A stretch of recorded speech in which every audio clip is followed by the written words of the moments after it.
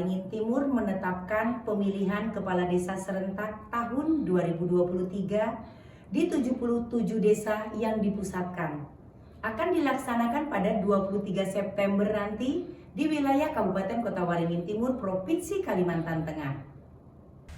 Keputusan itu ditetapkan dalam rapat pemilihan kepala desa tingkat kabupaten yang dipimpin langsung oleh Bupati Kota Waringin Timur Haji Halikinor SHMM di rumah jabatan Bupati yang dihadiri unsur Prokopinda setempat. Disebutkan Halikinor, pilihan kepala desa itu hanya dilaksanakan di 16 kecamatan, artinya ada satu kecamatan yang tidak ada pemilihan kepala desa, yaitu Kecamatan Baamang. Dan pemilihan kepala desa itu direncananya dilaksanakan pada tanggal 23 September 2023. Dalam arahannya, Bupati menyampaikan beberapa hal, yaitu kepada panitia pemilihan kepala desa tingkat kabupaten yang telah ditetapkan dapat bekerja sesuai dengan tugas dan fungsinya sesuai dengan peraturan yang berlaku. Bupati Kota Waringin Timur Haji Halikinor SHMM telah menandatangani surat edaran Bupati tentang petunjuk teknis pemilihan kepala desa tahun 2023. Hal ini diminta agar segera disosialisasikan. Pemilihan kepala desa tingkat kabupaten diminta segera menetapkan jadwal tahapan pemilihan kepala desa. Jadwal tersebut tidak mengganggu jadwal tahapan pemilihan umum 2024. Karena itu camat diharap berperan aktif melakukan fasilitasi dan pendampingan terhadap desa yang melaksanakan pemilihan kepala desa di wilayahnya masing-masing. Sesuai dengan jadwal atau tahapan yang ditetapkan sejak mulai pembentukan panitia pemilihan kepala desa, penetapan daftar pemilih, pencalonan sampai dengan pemungutan suara. Bupati juga minta Kapolsek dan Ramil dan kepala desa untuk menjaga kondusivitas, keamanan dan ketertiban masyarakat di wilayahnya masing-masing dalam mensukseskan pemilihan kepala desa tahun 2023 dan pemilihan umum tahun 2024. Sesuai ketentuan yang menetapkan tanggal pemungutan suara, maka Bupati menetapkan tanggal 23 September 2023 sebagai hari pemungutan suara pemilihan kepala desa dan dijadikan hari libur daerah. Tujuannya agar masyarakat desa yang terdaftar sebagai pemilih dapat menggunakan hak pilihnya dan segera buat surat keputusan tersebut. Jadwal pemilihan ini dimajukan sesuai dengan hasil konsultasi Dinas Pemberdayaan Masyarakat dan Desa dengan Direktur Jenderal Bina Pemerintahan Desa Kementerian Dalam Negeri, serta agar tidak mengganggu jadwal pemilihan umum tahun 2024. Yang hari ini kita dilanjutkan dengan tadi saya secara resmi melaunching rencana kegiatan kita melakukan pemilihan kepala desa. Karena ada 77 buah desa yang berakhir masa jabatan tahun 2023 ini. Nah, kemarin kenapa pertimbangan kita melaksanakan pemilihan kepala, karena kalau kita tidak kena di pemerintah pusat melalui Menteri Luar Negeri itu memberikan dua fungsi. Pertama, kita melaksanakan pemilihan desa. Yang kedua, kita boleh nomor dulu tidak melakukan pemilihan desa, tetapi dalam berakhir jabatan kita yang politik, maka kita harus menunjuk pejabat atau pengganti antar waktu. Nah, ini kalau penjabat kepala desa otomatis sesuai ketentuan itu harus dari ASN atau PNS. Nah, kalau kita lakukan 77 untuk PNS kita kan di daerah-daerah kan hampir tidak ada. Contoh misalnya desa Kembangan, belum tentu ada PNS, paling ada itu guru atau tenaga kesehatan. Kalau ditunjuk jadi kepala desa lagi, akhirnya tugas pokoknya bisa terbengkalai. Itu pertimbangannya.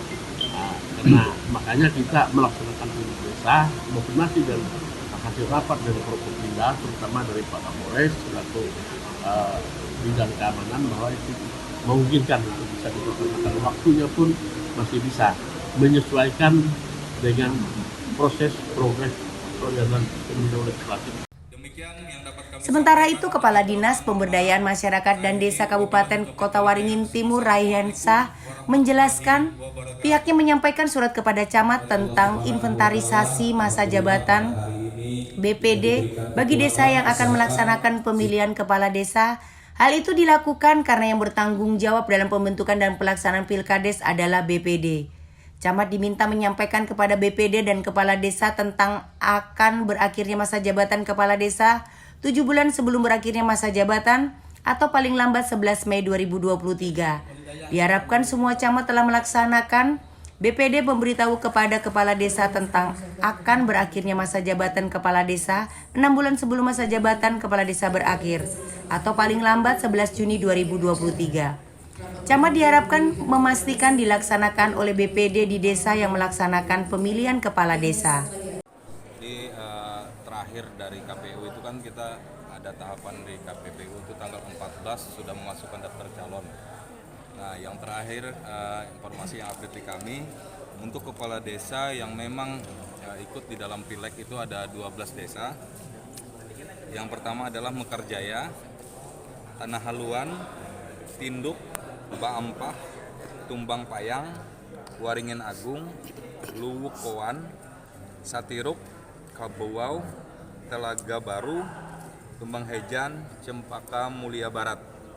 Ini ada 12 yang sudah mengundurkan diri dan sesuai dengan aturan bahwa mereka di dalam pendaftaran di KPU itu harus melampirkan tanda terima dari pejabat yang berwenang.